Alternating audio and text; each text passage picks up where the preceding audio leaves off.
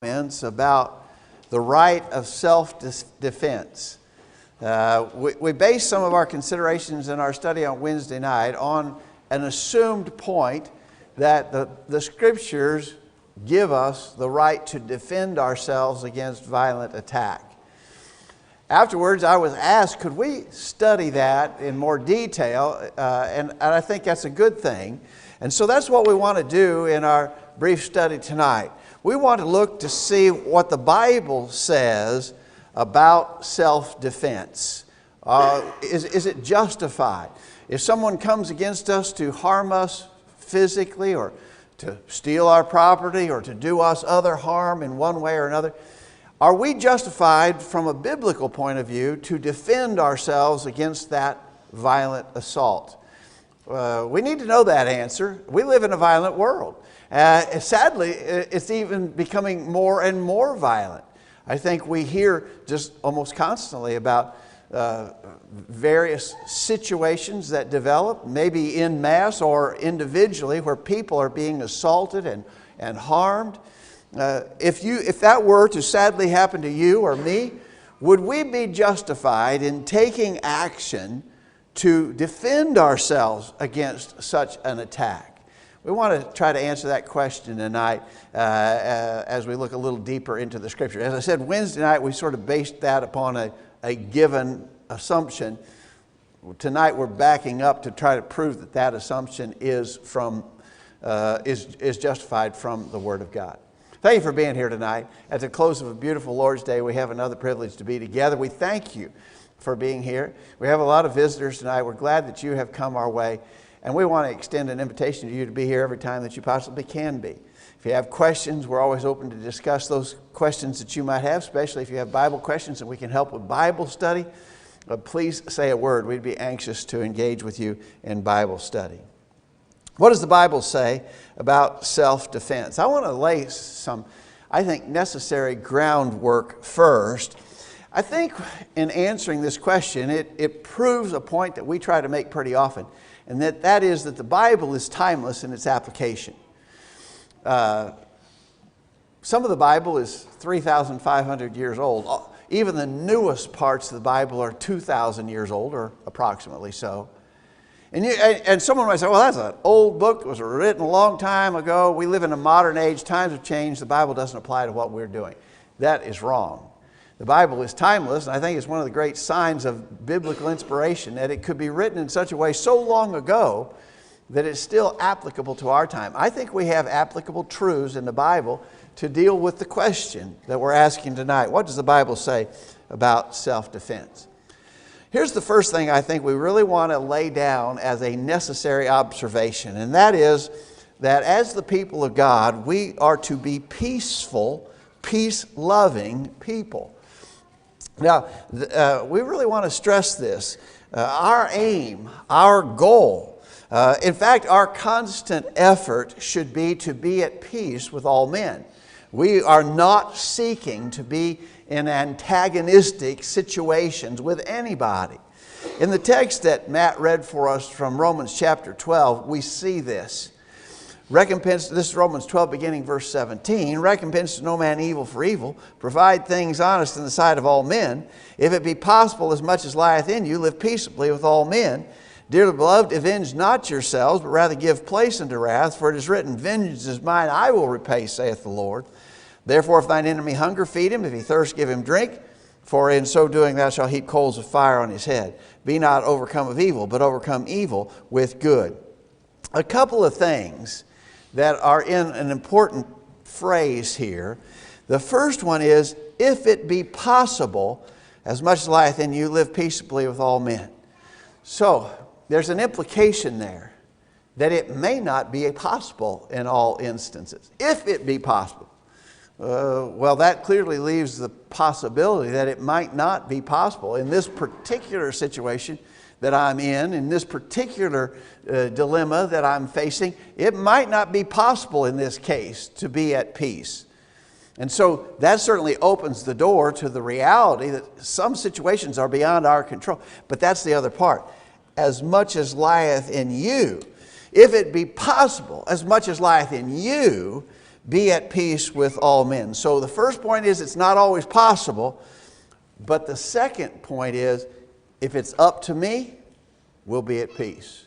As much of it as is in my control, I'm going to do things that will provoke a peaceful outcome.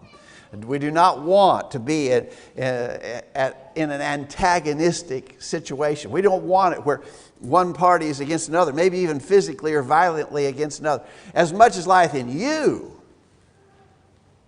if it be possible, as much as lieth in you, live peaceably with all men. We'll come back to this text in just a minute. Here's some more passages from the New Testament that teach the same thing. Hebrews 12:14, follow peace with all men and holiness, without which no man shall see God. Follow peace with all men. In other words, you pursue it. You make the effort. You try to be at peace with all men. We know in the qualifications for elders, as are stated in 1 Timothy 3, verse 3, there's two things. These are just two of the many qualifications laid forth there. No striker, not a brawler. This word striker here is interesting. Not a striker means not a person who is, and I think the literal translation of it, not quick with a blow. Have you ever known somebody who was that way? I mean, you could set them off. Sometimes we use the expression like they have a hair trigger, or they've got a chip on their shoulder. They're just waiting for somebody to do or say something, and they're quick with a blow. They're ready to go to a fight. When the qualifications of elders were being listed, it's clearly stated, no, that's not the kind of person that ought to be. I think that's a qualification for all Christians. We should not be quick with a blow. We should not be brawlers. In Matthew chapter 5, verse 44, Jesus said, love your enemies, bless them that curse you, do good to them that hate you, pray for them which despitefully use you and persecute you. You know, there's some of the things that Jesus asks us to do that are hard. This is one of the hard things. When somebody is a professed enemy to us, they hate us, they curse us, what do? We bless them, we do good to them, we pray for them. Even if they are ones who are trying to persecute us, we try to do good to them. So a very first consideration in regards to this question about self-defense is to really lay down this is a foundational principle. The people of God are to be peaceful, peace-loving people. And we wouldn't want anything else that we say tonight to contradict that observation, okay? As much as lieth in you, be at peace with all men. All right. Secondly, we have to really understand that there's a difference between vengeance and self-defense. Self-defense is in the moment of danger, you defend yourself, versus this guy did me bad today, and I'm going to get even with him tomorrow. That would be sort of a basic difference between self-defense in the moment and seeking vengeance, getting even with him later on. Personal vengeance is always forbidden. If we go back to that text in Romans 12 where Matt was reading earlier, notice, dearly beloved, avenge not yourselves, but rather give place to wrath, for it is written, vengeance is mine, I will repay, saith the Lord. So I think it's very clear that we are not granted the right of personal vengeance. And I really do think we have to easily understand that there's a difference between defending yourself from an imminent danger versus later on, after the fact, saying, I'll get even with that guy one way or the other. I'll make him pay for what he did to me. That's vengeance taking, and we are not granted the privilege of vengeance taking. In 1 Thessalonians chapter 5, verse 15, see that none render evil for evil unto any man, but follow that which is good, both among yourselves and to all men. Do not render evil for evil. He did me bad. What he did was awful. I'm going to get even with him. I'm going to give him evil for the evil that he did. Render evil for evil. No, he says, don't do that. 1 Peter 3, verse 9. not rendering evil for evil, railing for railing, but contrariwise blessing. Know that ye are thereunto called, that ye should inherit a blessing. And so, again, we want to lay down some basic rules of understanding. And one of those rules of understanding is, I can't be trying to get even with somebody. I can't be seeking vengeance. Well, that doesn't seem right. This guy did me dirty. He really hurt me. He did me harm. He stole from me. He physically hurt me. He injured my loved ones. And it doesn't seem like he's having to pay for what he did. That's just not fair. If I can't pay him back, how's he going to be punished for what he did? Well, there are other things in play. I can't seek personal vengeance, but there is an avenue. In Romans 13, verse 1, and it's interesting, this passage immediately follows that one we were just looking at. We were just reading in Romans 12 where it forbids us to take personal vengeance. And really in the immediate context, there's a chapter break there that men have inserted, but really the thought runs right on through there. I can't seek personal vengeance, but there is a way that vengeance will be paid. In Romans 13, verse 1, let every soul be subject to the higher powers, for rulers are not a terror to good, but to the evil. For he is a minister of God to thee for good. But if thou do that which is evil, be afraid, for he beareth not the sword in vain. For he is the minister of God, a revenger to execute wrath on them that doeth evil. That's obviously more than just verse 1. That's verse 1 and the verses which follow. So, he is the minister of God. It says that twice. He's the minister of God. He is a revenger to execute wrath on him that doeth evil. Who is he? Who is the he there now? That's the civil government, right? So it's using the sort of the style of personification, I guess. That's probably what we would call it, literary methodology. He, civil government, is the minister of God. He's the minister of God to execute vengeance on him that doeth evil. And so, how's that guy going to get paid back? He did me bad today. Of course, I wasn't able to defend myself in the moment, but I'd like to see him pay for what he did. I can't do that myself. But God has several different methodologies by way that guy is going to pay for what he did. One of them is civil government. Civil government may very well bring wrath upon him that doeth evil. So again, understand, in regards to anything that we might say subsequent to this, we should seek and pursue peace, and we are never, ever granted the privilege of seeking personal vengeance. All right. I want to deal with what I think is an important but often misunderstood text in regards to this question about self-defense. And the text that I want you to look at with me is Matthew 5, verses 38 and 39. This passage always comes up whenever this subject is addressed, and it should, and we need to understand it properly. That text in Matthew chapter 5, verse 38 beginning, ye have heard that it hath been said, an eye for an eye and a tooth for a tooth. But I say to you that you resist not evil, but whosoever shall smite thee on thy right cheek, turn to him the other also. Now, there is a view that some very good and genuine and sincere Christians hold that we would identify as pacifism. That is, they take the position that we must always be peaceful. We cannot defend ourselves. We just have to basically let anybody do whatever they're going to do, and we can't react to that, and we can't act in self-defense. That is the view that we would identify as pacifism. This is a text that would be used by those who take that position. You can't defend yourself. Now, let's see if we can understand that for a minute. Jesus starts out by saying, ye have heard that it hath been said, an eye for an eye and a tooth for a tooth. Now, typically when Jesus says that or introduces something that way, ye have heard that it hath been said, that is something referring to the Old Testament law of Moses. And actually, this would have reference to Leviticus 24, verse 20. Ye have heard it said, an eye for an eye and a tooth for a tooth. Now, the Jews were inclined to use that statement from the old law as the right of personal vengeance.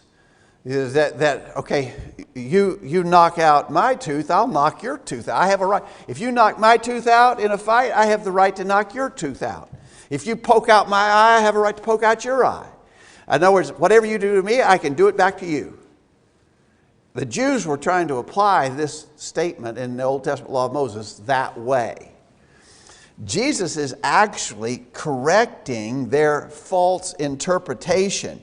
That was not in the law of Moses. The law, even in the law of Moses, that statement was not there to justify do whatever you want to do to get even. If he hurt you, you hurt him back. Even in the law of Moses, that was a misapplication of the statement, an eye for an eye and a tooth for a tooth. As we've seen, God forbids personal vengeance. He always has forbidden personal vengeance. This was part of the law of Moses, and remember that in the Old Testament time, the law of Moses was not just their religious law, it was also their civil law.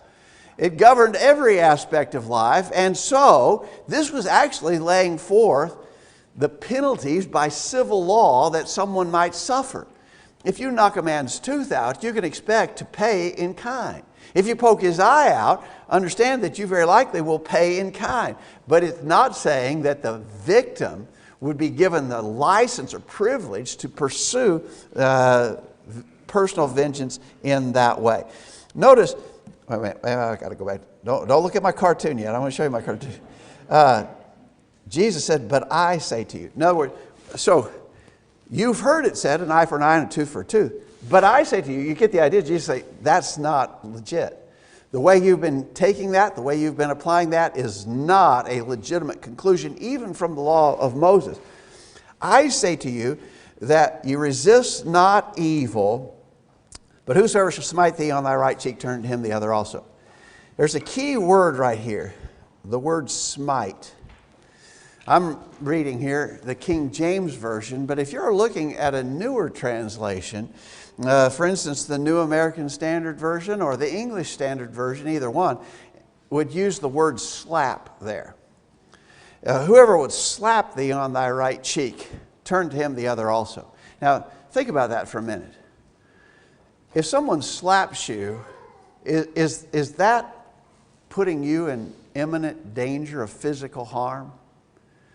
Most likely, almost always, in fact, that would not be a suggestion that the person was trying to physically harm you. You know, slapping someone is different than punching them with their fist. Slapping someone is different than coming at you with a knife. Slapping someone is different than assaulting you with a firearm. A slap, in most instances, I understand there could be an exception to that, but in most instances, a person who slaps you is probably not going to do you great physical harm. They're taunting you. They're taunting you, trying to provoke maybe a greater fight. Okay? So, what Jesus is saying here is turn away. Remember the verses we looked at earlier. As Christians, we're supposed to be peaceful, peace-loving people. We're supposed to pursue peace. We should try to be at peace. This guy who slaps you is trying to provoke you into a fight. Turn away from that. Don't be thus provoked. Do what you can to de-escalate, as we would say, the situation. Don't let him provoke you into a fight. So I think a key to understanding this is to focus on that word. And then something else that has been pointed out, I think it's kind of interesting. I'm going to show you my cartoon in a minute. Here's the expression. If he smites thee on thy right cheek, turn to him the other also. Okay, here's my cartoon. Some of my family will recognize that I drew that picture. That's the picture I always draw. All right, so on my picture here, now I'm going to give you a little help. I'm going to label the left cheek and the right cheek. So put yourself behind that guy. This is the left cheek. This is the right cheek. Okay. So as you're looking at him, that's the way. That's the way it would be. Now notice Jesus said, "Whosoever shall smite thee on the right cheek." Well, how would you normally slap someone? Most people, the vast majority of people, are right-handed people. And so right-handed people, if you were going to slap somebody, you would typically, your slap would land on the left cheek. All right? Think about that. Envision that. Somebody's coming at you, and they're going to slap you with their right hand. Because most people are right-handed. Where would that slap land? That would land on your left cheek, right? But Jesus didn't say that. Jesus said, if someone smites you or slaps you on the right cheek, turn to him the other cheek also. If a typical person is going to slap me on the right cheek, what would they do? That would be they'd have to use a backhand slap in order to hit me on my right cheek. A right-handed person, in order to hit me on the right cheek, would have to use the back of their hand. You see it? Did my cartoon help at all? All right. Now, what does that tell you? A backhanded slap is, again, probably emphasizing, Jesus is telling us here that this is a taunt. This is a person who wants to get you mad. This is a person who's really trying to escalate this into more of a confrontation. So he slaps you backhandedly on your right cheek. What do? Turn away. Turn the other cheek. In other words, just don't let it happen. Don't let it escalate. Don't let him do that. Don't let him provoke you into a fight. I think, going back to our very first point, as Christians, we're supposed to be peaceful, peace-loving people. Remember, as much as lieth in you, if it be possible, as much as lieth in you, live peaceably with all men. I very likely can keep this from becoming a worse fight by just turning the other cheek. He's taunting me. He's trying to provoke me. He's trying to get me mad so that I'll fight. I'm just going to turn away from that. I'm going to turn the other cheek. That would line up with the principles that we've already noticed, right? Now, again, I want to suggest to you that that's likely a really hard thing to do. If somebody's taunting us, if you've got any kind of a temper at all, you might react violently, but Jesus is saying keep that under control. Don't let him do that. All right, so there's that verse that is a really key verse in this question of self-defense versus pacifism. It's really an important verse. But I think with a little bit of careful analysis, we can understand what Jesus is saying there. This passage, in my opinion, does not talk about the self-defense question. This verse has to do with being taunted or provoked into a fight, which we should avoid. All right? All right. So, the question then. Ultimately, the question, can we defend ourselves? Now, I want you to keep the previous points in mind when we answer this question, because the previous points are really necessary understandings for us if we want to know the will of God. But to the question of the hour, can we defend ourselves? My answer to that is going to be yes. Now remember, there's a difference between self-defense and vengeance. And if it is at all possible, I'm going to avoid violence. I'm going to avoid a fight. I'm going to try to be peaceful.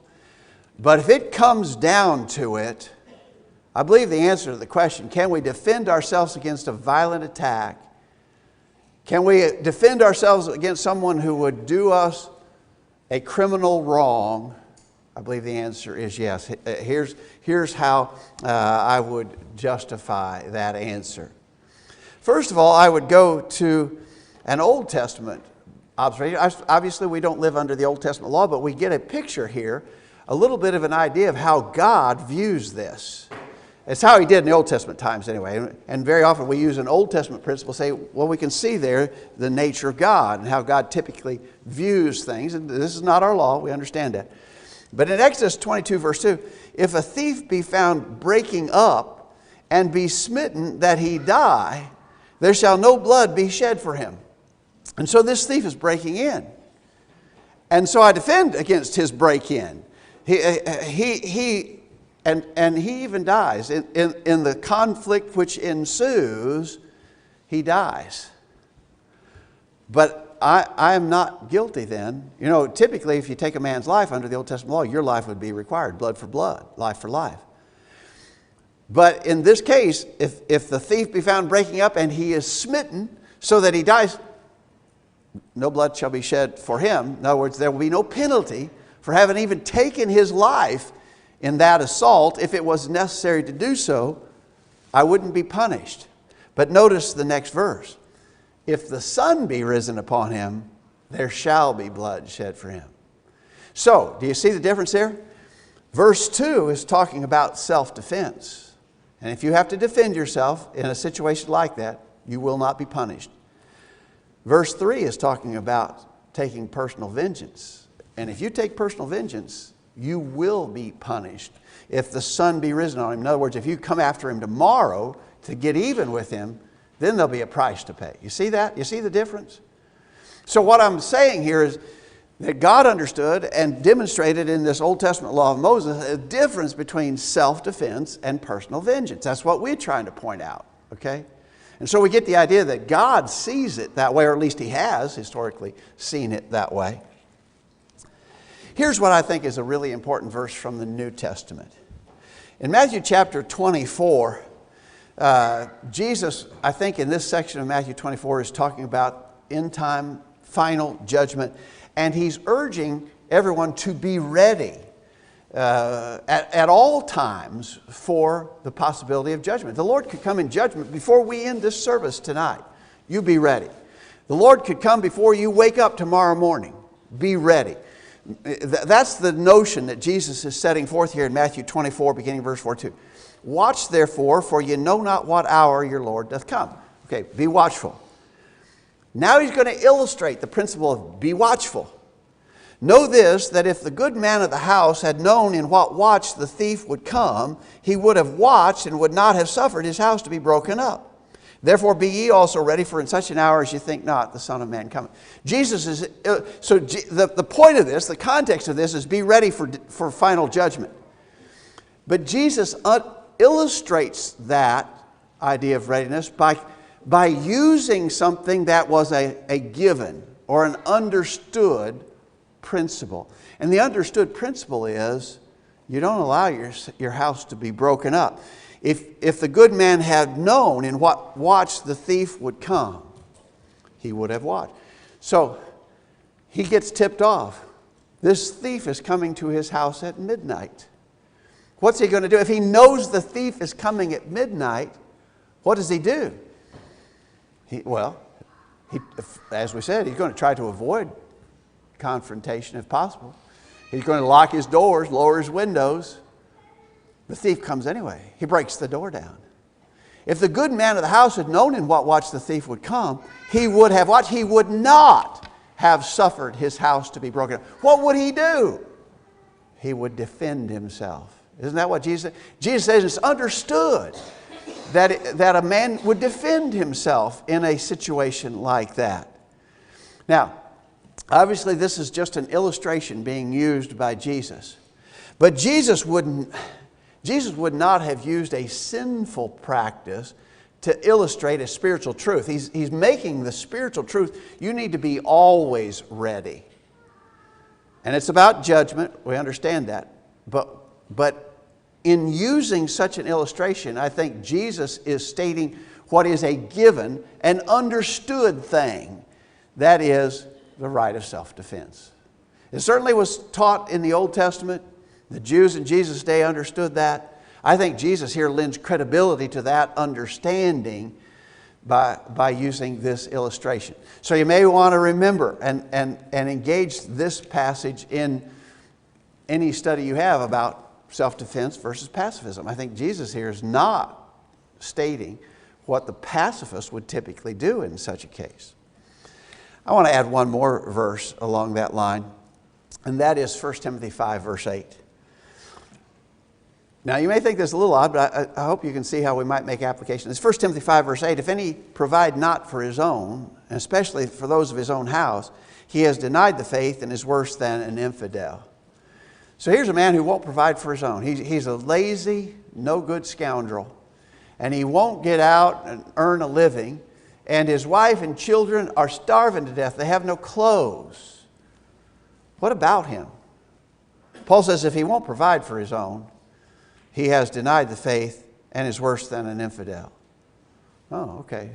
So there's an expectation that you would provide for your own family, those of your own house.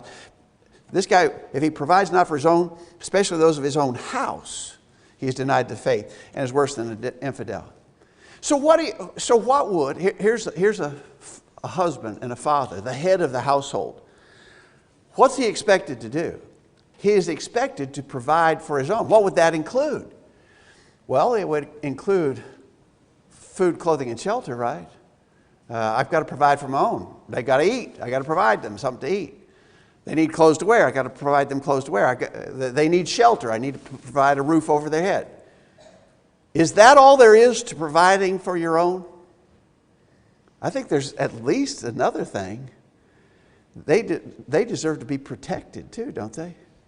So there are violent criminals afoot. And they're going to come to my house. And here's my wife and my children. And they're going to break in and do harm to my own, those of my own household. This verse states an expectation that I would provide for them a basic necessity of life, which is protection. I think that applies here to our question. 1 Timothy 5 verse 8 would suggest, again, I think, the right of self-defense. Okay, got one more observation to make. We'll try to make it quickly. Remember, I cannot overstress the first 2 points.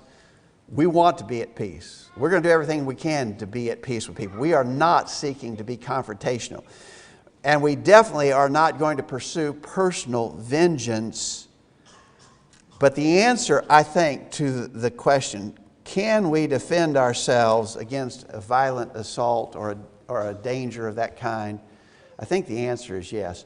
But there is one very big caveat to that answer. And so I think this is why we just can't answer this question just, it's not just cut and dried black and white, yes or no. I believe there is a pretty large caveat to that. The one exception is persecution for righteousness' sake. And so someone comes after you because you're a Christian. Someone comes after you because you believe in God, because you practice your faith. And they're going to persecute you. They're going to do you physical harm, in fact, if they can, because you are a Christian. Can you defend yourself against assault if the assault is directed toward you as a form of persecution for your faith? I think that answer is no. You should not defend yourself against even bodily harm if the person directing that to you is doing it as a form of persecution against your faith. Look at a few verses. Matthew 5, beginning verse 10, Jesus said, "Blessed are they which are persecuted for righteousness' sake, for theirs is the kingdom of heaven. Blessed are ye when men shall revile you and persecute you, and shall say all manner of evil against you falsely for my sake. Rejoice and be exceeding glad, for great is your reward in heaven. For so persecuted they the prophets which were before you." What kind of persecution does he have in mind? Well, I think all forms of persecution. But he says they persecuted the prophets which were before. What did some of the prophets endure? Some of the prophets endured physical harm, right? So he's saying even to the point of being physically harmed for your faith and service to God, accept that. There's a blessing. You'll be blessed by God if you accept and receive that persecution without resistance. Look in 1 Peter chapter 2, verse 19. "For this is thankworthy, if a man for conscience toward God endure grief, suffering wrongfully. For what glory is it if when ye be buffeted for your faults ye shall take it patiently? But if when ye do well and suffer for it, ye take it patiently, this is acceptable with God." Notice, endure grief, suffer wrongfully, suffer, he says. He says, now, if you get punished because you're an evildoer, you don't get any points for that. If you're getting what you deserve, so you went out and you robbed a bank and you got caught and you went to jail. There's nothing, you don't get any stars in your crown for that. But if you suffer, if you endure grief and suffer wrongfully, if you do well and suffer for it, and you take it patiently, this is acceptable with God.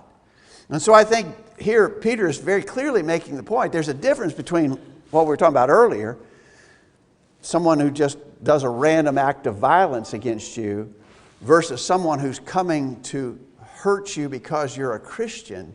There's a difference between those two scenarios. Peter actually has a good bit to say about this in 1 Peter. In chapter 3, verse 14, and if you suffer for righteousness' sake, happy are ye, and be not afraid of their terror, and neither be troubled. Notice, there's the possibility you may be called upon to suffer for righteousness' sake. So if you suffer for righteousness' sake, it's a good thing. And again, you'll be blessed if you do. 1 Peter chapter 4, verse 14 beginning. If ye be reproached for the name of Christ, happy are ye, for the Spirit of glory and of God resteth upon you. On their part he is evil spoken of, but on your part he is glorified. But let none of you suffer as a murderer, as a thief, or as an evildoer, as a busybody in other men's matter. Yet if any man suffer as a Christian, let him not be ashamed, but let him glorify God on this behalf. So again, Peter makes the same point. Don't suffer for crimes. Don't suffer as a murderer, a thief, an evildoer, or even suffer the bad consequences we sometimes get if we meddle in other people's business. But if you suffer as a Christian, don't be ashamed of that. Glorify God on this behalf. Interestingly, Peter would have been a person who could speak to this from personal experience, not just by inspiration. Do you remember that Peter and John were among the first to be persecuted for being Christians? They were called before the Jewish council in Acts chapter 4, threatened.